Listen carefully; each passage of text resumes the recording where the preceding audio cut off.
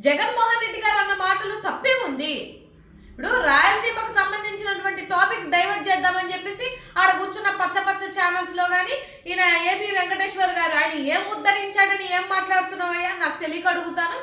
జగన్మోహన్ రెడ్డి గారి మాటల్లో ఏదైనా సెన్స్ వెతుక్కోవడం అనేది మనకు టైం వేస్ట్. అమరావతి రాజధాని అని ప్రకటించినప్పటి నుంచి అసెంబ్లీలో తప్పని పరిస్థితుల్లో జేగురు ముఖం పెట్టుకుని మేము దీనికి అడ్డుపడదలుచుకోలేదు, మేము దీన్ని అంగీకరిస్తున్నామని చెప్పింది ఈయన.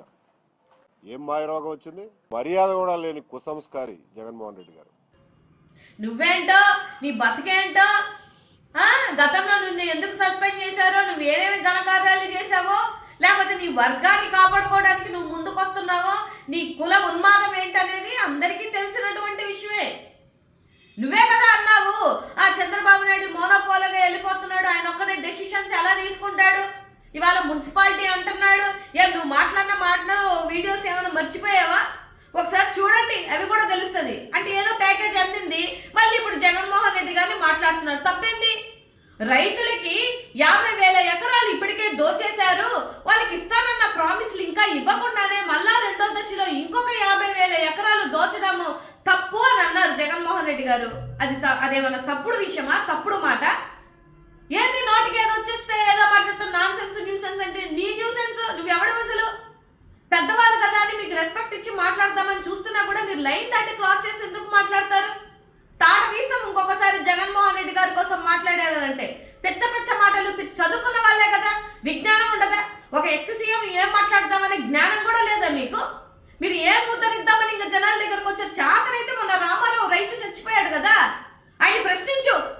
ఆయన ఎందుకు చనిపోయాడో, చనిపోయాక ముందు ఆయన మాట్లాడినటువంటి మాటల్ని తీసుకొని మాట్లాడేటువంటి దమ్ము ధైర్యం ఉంటే మీరు ప్రెస్ మీట్లు పెట్టి మాట్లాడండి.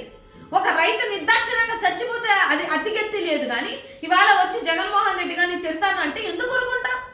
ఏ వెంకటేశ్వర గారు ఏంది మీ బాధ ఏందో అసలు? అరే న్యాయం అడుగుతుంటే ప్రజల పక్షాన్ని మీకు చాతనైతే రైతుల కోసం అడగండి అయ్యా. ఎంతమంది రైతుల రక్తాన్ని తాగుతారు మీరు? ఒక్క విషయం చెప్తాను వినండి. ఆయన తిట్టినా ఆయన ఫరక్ పడాడు, ఆయనను అవమానించినా ఫరక్ పడాడు, వాళ్ళ కుటుంబాన్ని అవమానించినా ఫరక్ పడాడు. కానీ ప్రజలకు అన్యాయం జరిగినా, రైతులకు అన్యాయం జరిగినా ఎట్టి పరిస్థితుల్లో ఆయన ఊరుకుంటే ప్రసక్తి లేదు. ఏదైతే ఈరోజు నోర్లు లేచి మాట్లాడుతున్నారో, అవాకులు పెవాకులు పలుకుతున్నటువంటి మీకు బడిత పూజ చేస్తాం, చెప్పులు దండలేసి ఊరేగిస్తాం. ఒక్కొక్కసారి గుర్తుపెట్టుకోండి. ఇక మీదట జగన్మోహన్ రెడ్డి గారి కోసం మాట్లాడేటప్పుడు ఒళ్ళు నోరు అదుపులో పెట్టుకుంటారని ఈ సందర్భంగా తెలియజేస్తున్నాం.